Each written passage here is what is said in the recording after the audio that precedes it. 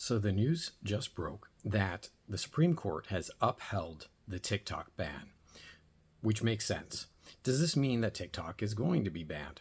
Probably not. In fact, my guess is the reason why the Supreme Court upheld the ban was because they were signaling from the Biden administration that they would not, in the last couple of days, if the ban was upheld, take action against TikTok immediately. Donald Trump has reversed his position against TikTok when, if you remember, during his first administration, he was actively trying to ban TikTok. Well, what changed?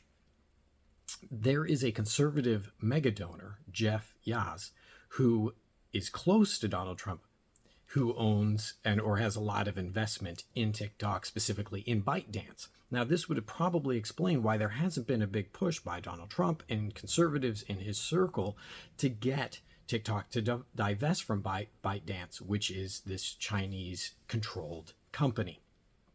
So the long and short of it is what probably happened and why things have changed in the last few days is there's always this worry that because the conservative Supreme Court is kind of always watching lately for Donald Trump to signal one way or the other what he might do, because they have a tendency to err on the side of wanting to keep him happy.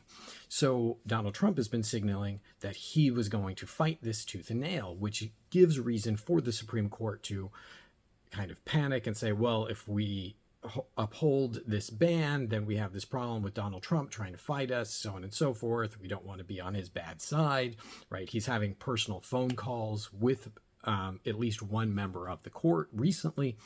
So the problem is had the Supreme Court not upheld the ban, it specifically was about national security. In other words, the Biden administration was concerned about national security and used national security as a reason for the ban, and it was passed by Congress in a bipartisan way. So the Supreme Court didn't uphold it just to kind of pacify Trump. Now we have kind of a mild constitutional crisis where apparently the president and Congress can't make decisions about national security interests for fear that the Supreme Court will overturn it on free speech rules that really don't apply to foreign national companies like ByteDance.